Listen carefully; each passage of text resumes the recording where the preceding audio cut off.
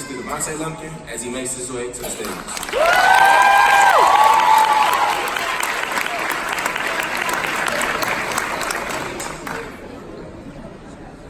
First and foremost, I'd like to thank God. Amen. Harlan High School for this opportunity to be you all's guest speaker.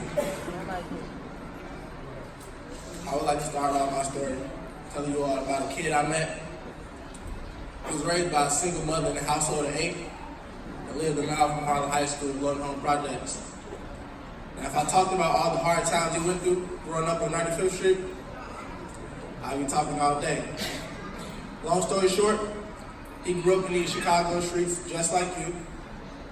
He walked the halls of Harlan High School just like you. He went through some of the same struggles you went through, but what separated him from his peers was his work ethic and his mentality. Seeing people sell drugs and carry guns in his neighborhood was normal to him. Seeing his family members being arrested due to criminal activity was normal to him. Hearing about loved ones dying due to gun violence, sad to say, but it was normal to him. You would think that seeing these things on a daily basis would be toxic and traumatizing. You would think he had nothing to lose since he grew up in a crime-ridden, gang-affiliated neighborhood. However, he did not let those circumstances influence him. In fact, they motivated and inspired him. They motivated him to be different. They inspired him to make change. Just a few weeks ago, the kid in this story graduated from Texas Southern University and was named the salutatorian of the second largest HBCU in the nation.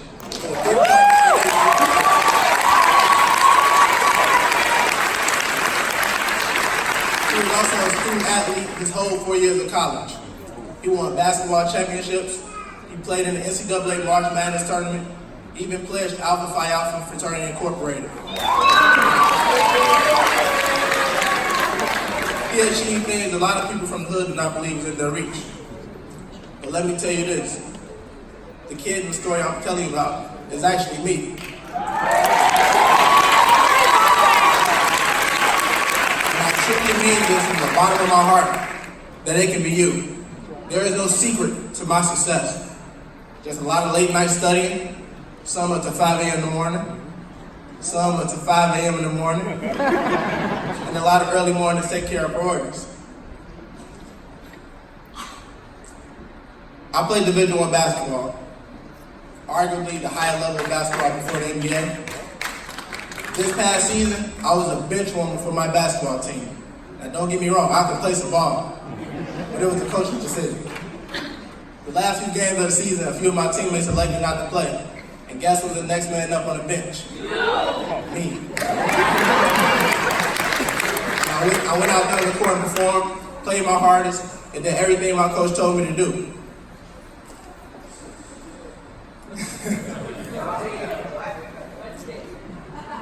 So we ended up breaking the school record for the most wins in school history.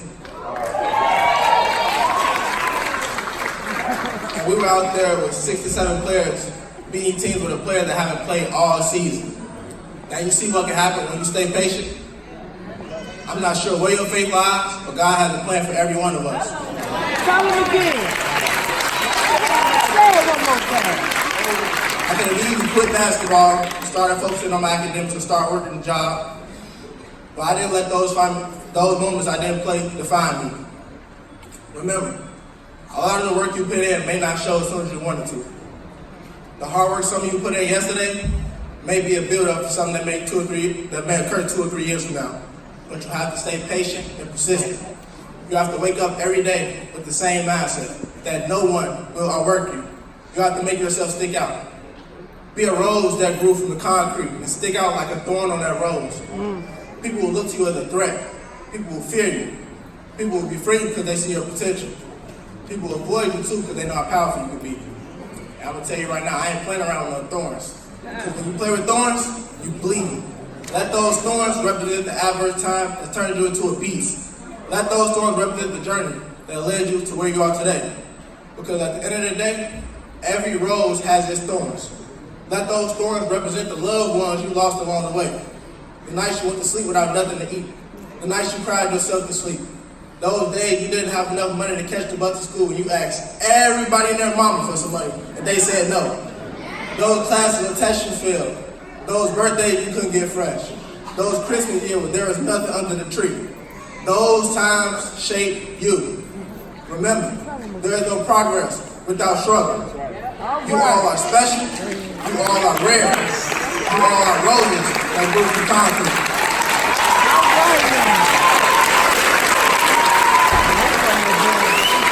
I have two motivations in life. My mother is my motivation because she gave birth to me. She had 8 kids, we all from the projects.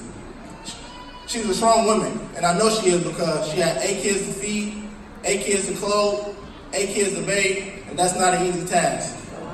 I won't talk about it for too long because I might start crying.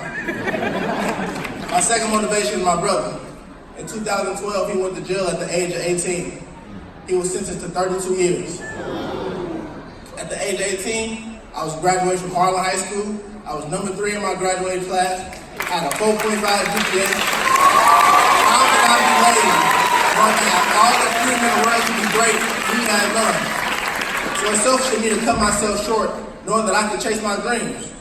So as I continue to chase my dreams, he keeps me focused. He keeps me from placing my foot on the brake. Because the motto I go by is all gas, no brakes.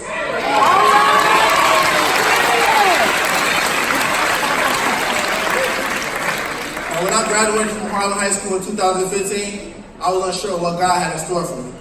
But what I did know was I was ambitious, hardworking, passionate, and I was going to be 100% committed to whatever caught my interest. I knew I had a dream with a work ethic that matched it. My 4 years of college, I finished with 56 A's and 1 B+. I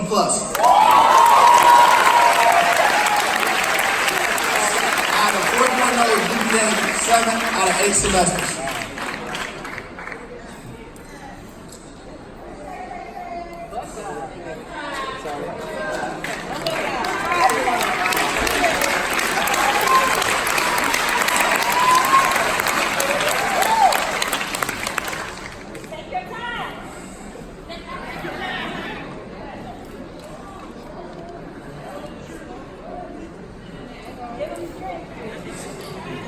I'm sorry.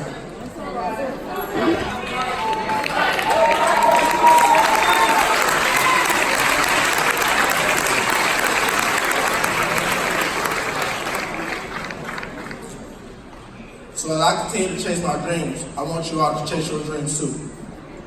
I want you all to continue to be that rose that grew from the concrete. And I want you all to preach what my motto, all gas, no brakes.